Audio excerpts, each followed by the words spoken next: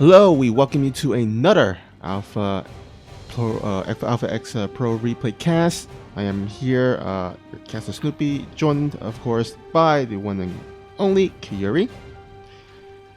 And I'm going to go ahead and start the first introduction here at the top left corner of the map.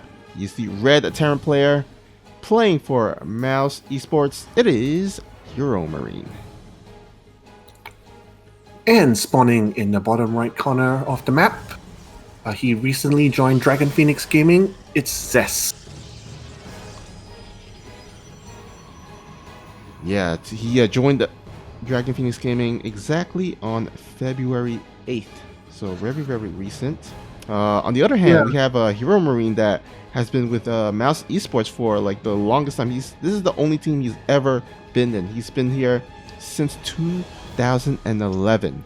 10 years. Yeah, I like to see loyalty and stability like that. You know, it's not very often you see this kind of situations, but it's really nice to see. On the other hand, I heard that Dragon Phoenix Gaming, you know, before they acquired ZEST, they only had Zergs and Terrans, and then they complained that, you know, for the team league, ZEST Protoss is actually OP, so they went to pick up ZEST, is what I heard. Nice. Yeah, always great to have a variety of races in your team to compete in those team leagues. For sure. Alright, it seems like everything is standard so far. ZEST went core before Nexus. He's not doing any shenanigans like what Parting has been doing. I don't know whether you've noticed, he likes to do 14 pylon, 15 gate, 18 Nexus, and then he proxies a pylon and then, you know, does adepts and stalkers. Nothing like that from ZEST in this game. Yeah, we'll see what tech he does go for once he has the amount of gas and minerals for it. So far, only making an adept. Yep, it's adept first, so he should have gas soon. Let's see what he puts down.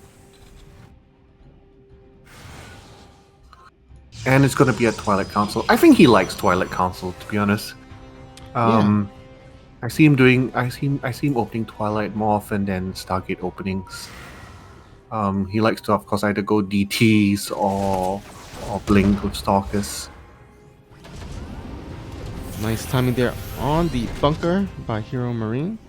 We'll be able to. You always have to get a bunker whenever Protoss goes core first, you know. Otherwise, the depth comes in and, you know, he's a big nuisance.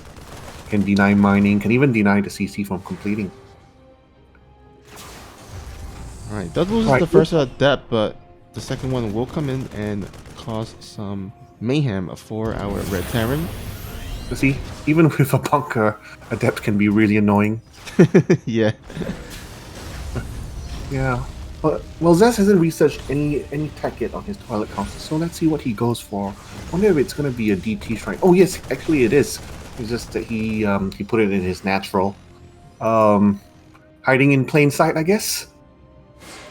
Seems so. I mean, so far there's no scouting by Heromarine. Although he is going to go ahead and go across the map with this Hellion, and if he goes dive in deep enough, he should be able to see the Dark Shrine. Yeah. To be honest, I think it's always awkward whenever, like, you know, you have a PvT matchup when you see a Dark Shrine against a Hellion drop opening. Sometimes you really don't know how it's going to work out, you know. On one hand, like, you know, if Protoss actually manages to defend, Terran doesn't actually have anything at home to actually defend against the DTs. Oh, we might actually have ourselves a little bit in an awkward situation where the DTs are about to be warped in and across the map, but the attack by Heromarine is attacking right now at the same time. And of course, ZEST putting down the pylon to block it from entering and even managing to warp in a defensive DT. This is looking really good for ZEST. Oh yeah, look at the DTs killing and sniping away at the main base and the natural, and that's it. What a quick win. Game 1 win by ZEST. So he will go up 1-0, and we will head straight into Game 2 right about now. All right, and welcome back to game number 2 between these two lovely players. Here spawning at the top right, he is the red Terran player. Down 0-1, looking to tie up the series and push it to a third and decisive game. Can he do it? It is Heromarine. Spawning in the bottom left, taking a quick victory in game 1 with a cheeky DT build. It's ZEST.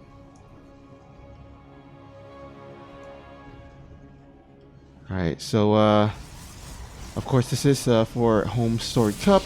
This is Group Stage 1, Group G, if the title of the YouTube video hasn't told you so. But anyhow, this is it. This is if Heromarine does not win this, he will of course be defeated, as this is usually group stages are a best of 3, so not a lot of mistakes that you can afford to do so.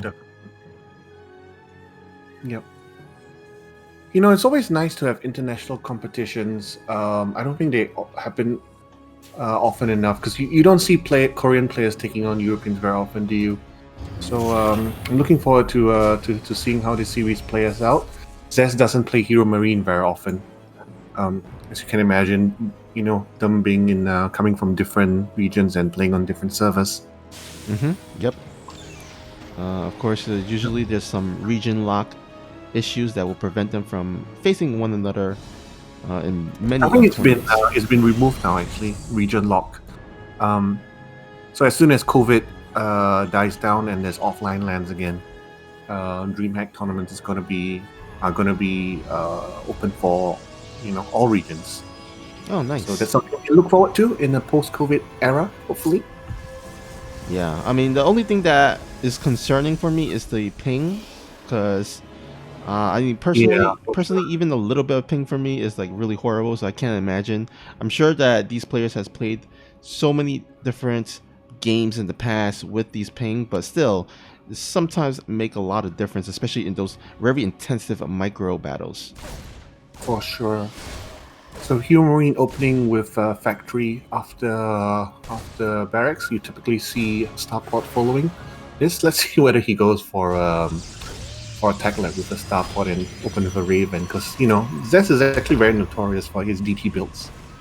Yeah, he's and actually then he goes down the toilet council again. So I wouldn't be surprised, actually. I you know, even in a best of 7, I wouldn't be surprised if ZEST goes DT shrines in each and every game. Yeah. Now, of course, like it's he's one of the rare, I guess, like a few Protosses. I'll say like maybe SOS or maybe Haas are the other ones that may go for DTs a bit more often. But usually you don't see a lot of Protosses go for DTs against Terran, just because they have so many ways to get detection in the early game. There's the turrets, of course, there's the scans, and then of course there's the Raven. So plenty of opportunities to scout and have those vision on those DTs. Yeah, it's true. If you go Dark Shrine and you don't do any damage, you're actually not in a great position. But ZEST, of course, is going Blink this time round.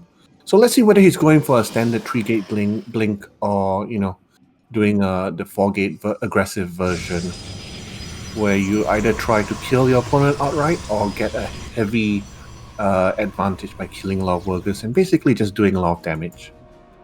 Right, looks like he's elected to go for that 4-gate Blink Stalker build. Yeah, Heromarine, there we go. Building a Raven just because he doesn't want to lose, you know, within 5 minutes of the game.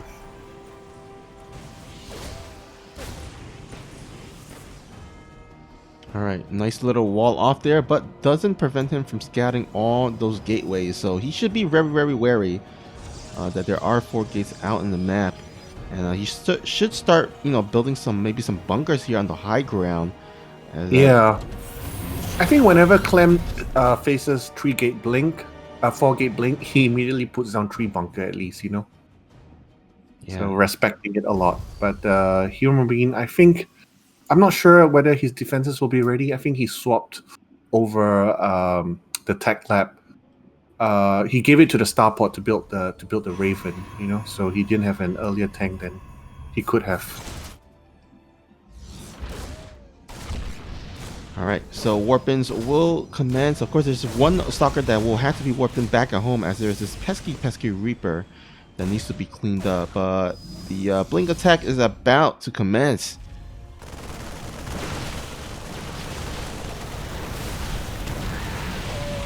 All right, immediate bunker here on the low ground will be taken out as there's no tank in a range. Only one tank here. Okay, the second tank does finally pop out. That should help very much. He should help Heromarine stabilize for sure. Says whopping in another 4 stalkers. If he blinks on the tank, you know, the Marines don't have stims. He might be able to get away with it. There it is. One tank goes down. You know, the warp prism effectively, you know, giving ZEST a second blink. If the blink is actually on cooldown. Oh, that's a huge pickup there. The observer providing vision of when the siege tank was unsieged. So now he's only down to a 1 tank. You know, this might actually snowball here. Yep. Heromarine doesn't want to have any more of it. GG's out.